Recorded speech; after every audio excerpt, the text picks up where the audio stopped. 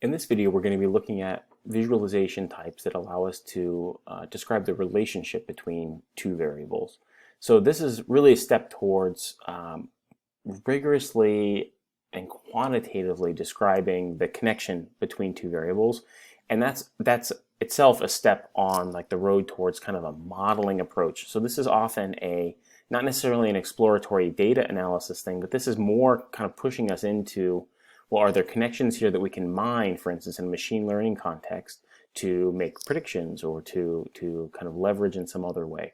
So let's dive in. So we're going to be making the same plot that we had earlier in a separate video. So we're going to say life expectancy female goes to rows, and birth rate goes to columns, and country and region goes to detail. And remember, this is all looking okay, except that we have an issue with these axes being all wonky. So we're going to change both of these to average.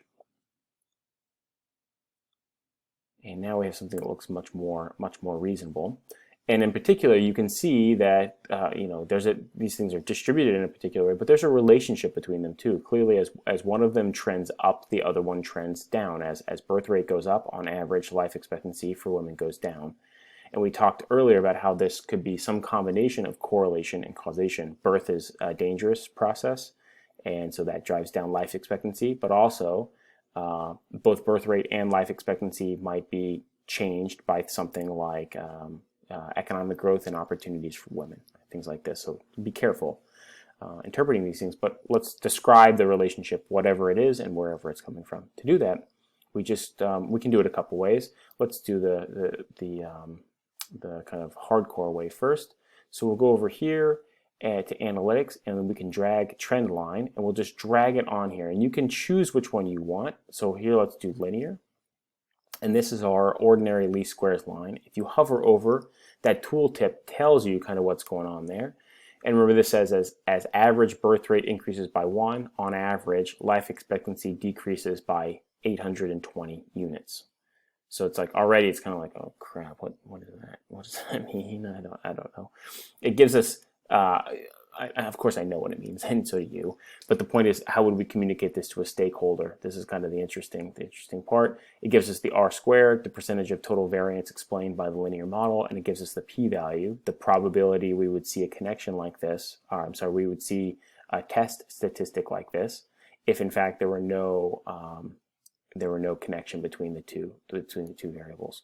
So this trend line is really useful. If you go and right-click the trend line itself, you can say describe trend model, and this gives you an even more detailed statistical output, including things like standard error, the actual statistic itself, and so on and so on. Typically, you're not going to need this, and if you're going down this route, we should probably be in a more rigorous platform anyway, something like R, to really kind of leverage things as much as possible. I want to point out too that one thing you can always do here is, if this is too difficult to explain, we can always flip the axes. And by that I mean, if you go up here to this button, see the little like arrow, the transposition arrow, swap rows and columns. So all we've done here is put life expectancy on the horizontal axis and birth rate on the vertical axis, but this might make this more straightforward to explain.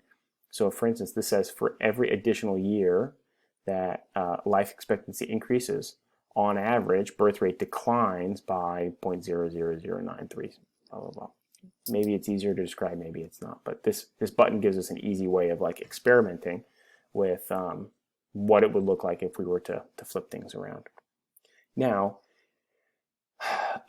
one of the real problems that students run into and data scientists run into at the beginning of their career certainly is that not all trends are linear, even though linear regression is a tool that we just beat a lot of problems to death with.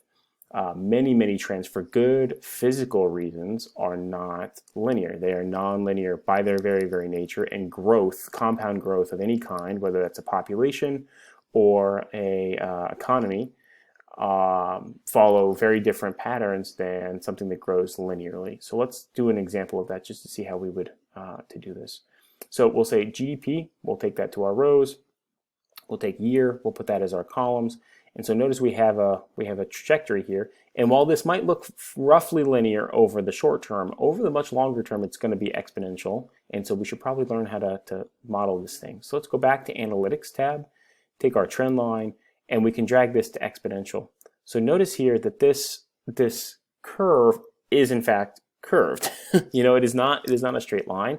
And here we have our exponential model, and we could parse out, oh goodness, how what the coefficient of that exponential model means, both the one in the front and the one up in the exponent. We could talk about compound growth rates and all of that, and obviously that's all very, very important, but is not necessarily appropriate for this course. If you're interested in that thing, obviously we should totally talk about this. But just to show you that there are different trend lines that we can put on these things rather than just vanilla lines. I want to show you another way of doing this. So let's get rid of this thing here. If I just right click and I say trend line, show trend line. Okay. Oops. So it's remembering. That's okay. Actually, it's a good thing. But here, if I click on the right click on the trend line itself and say edit trend lines, this is where, for instance, if I wanted to change things from linear to exponential or to some polynomial or power law or something like this, I could. If you want to force the y-intercept to be 0 for a particular situation, which sometimes is important, you can. But this is the area in which we actually control the details of that trend line model. So again, trend lines are one step in the direction of more quantifiably talking about relationships between variables. It's almost always not where the conversation ends because these things are simple. They're typically univariate. Like for instance, this is saying, if we go back here, this trend line is saying the only thing that impacts, in this case, life expectancy of women is birth rate. But obviously we know that is a very complicated picture with lots of independent variables affecting our dependent variable. Whereas Tableau does not allow for that. It doesn't allow us to have multiple predictors. This is where we need something like R or Python or other statistical packages. So again, I don't mean to present this as the end of the conversation. It's almost always just the beginning of a conversation where we start to get our heads around what's going on with this data set and what are the possible connections, the possible relationships that we might ultimately mine to create value in our problem.